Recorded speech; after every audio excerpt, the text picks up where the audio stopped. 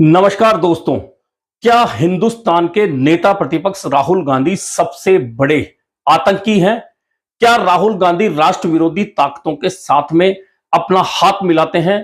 क्या राहुल गांधी की सोच राष्ट्र विरोधी है? और अगर वे आतंकवादी हैं, वे राष्ट्र विरोधी हैं, वे राष्ट्रद्रोही हैं, तो क्या उनकी गिरफ्तारी होनी चाहिए? क्या उन पर मुकदमा चलना चाहिए? और ऐसा होना चाहिए अगर राहुल गांधी आतंकी हैं, राष्ट्र विरोधी हैं तो।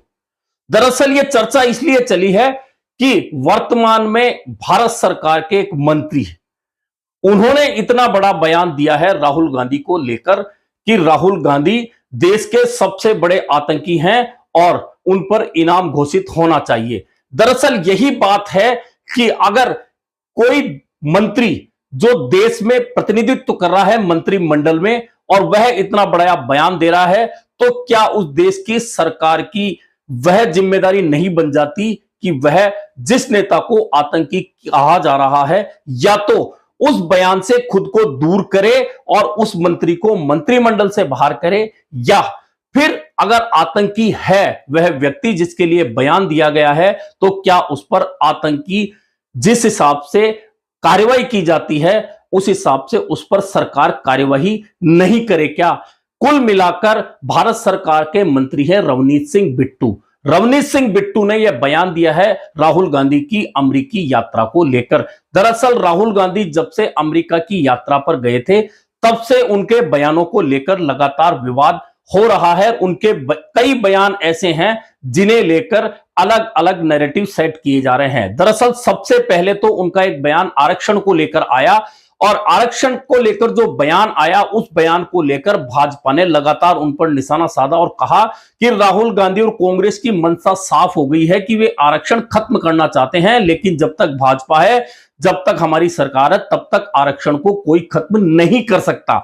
दरअसल राहुल गांधी का वह अधूरा बयान था जो सोशल मीडिया पर दिखाया गया भाजपा और उनके सहयोगी दलों की ओर से, और मायावती का बयान भी इस मामले को लेकर आया कि कांग्रेस आरक्षण समाप्त करना चाहती है। लेकिन दरअसल वह बयान यह था कि राहुल गांधी ने कहा था कि हम आरक्षण की सीमा 50% से ज्यादा करना चाहते हैं और अभी आरक्षण समाप्त करने का सही समय नहीं आया है। आपको याद होगा कि जातिगत जनगणना का मुद्दा भी लगातार राहुल गांधी ने ही उठाया हुआ है। कुल मिलाकर लोकसभा चुनाव में जिस तरह से आरक्षण के मामले, संविधान के मामले को लेकर कांग्रेस इंडिया गठबंधन भाजपा पर हमलावर हुई थी और उस हमले का फायदा कांग्रेस को मिला था, लोकसभा चुनाव में इंडिया गठबंधन को मिला था।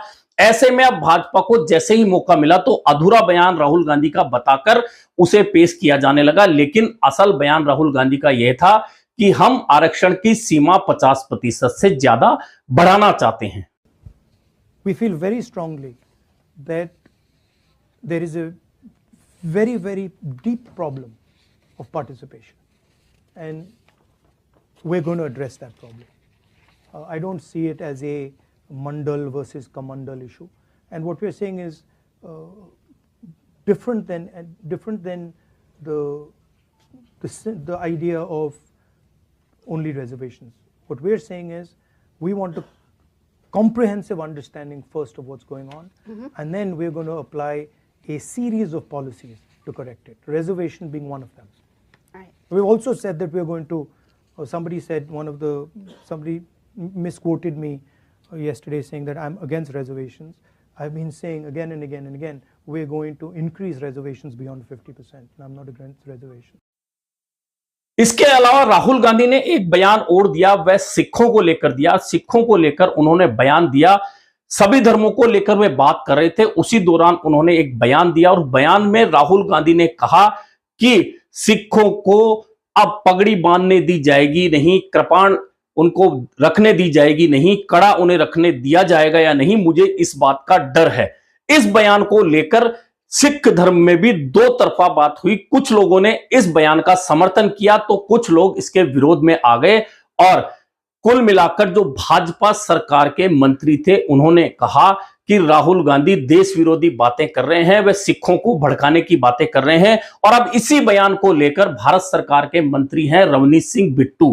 पहले रवनीत सिंह बिट्टू के बारे में जान लीजिए। रवनीत सिंह बिट्टू कांग्रेस के पूर्व सांसद हैं, 3 बार सांसद रहे हैं और पंजाब के पूर्व मुख्यमंत्री, भूतपूर्व मुख्यमंत्री बेअंत सिंह के बेटे हैं।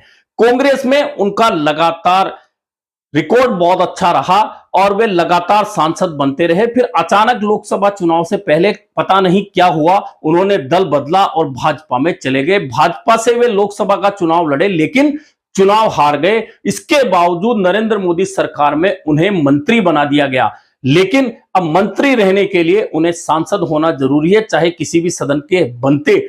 ऐसे में उन्हें राज्यसभा का सदस्य बनाया गया राजस्थान से, वे अभी मंत्री हैं। उन्होंने कहा है कि राहुल गांधी देश के सबसे बड़े आतंकी हैं और वे राष्ट्र विरोधी ताकतों से हाथ मिलाए हुए हैं, राष्ट्र विरोधी बातें करते हैं।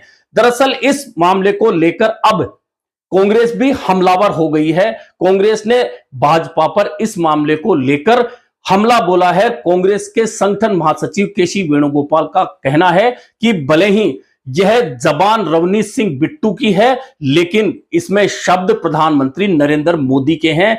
दरअसल जो कांग्रेस के भगोड़े नेता हैं उस तरह से इस तरह के बयान दिला रहे हैं। यह कड़ा बयान दिया है केसी वेणुगोपाल ने।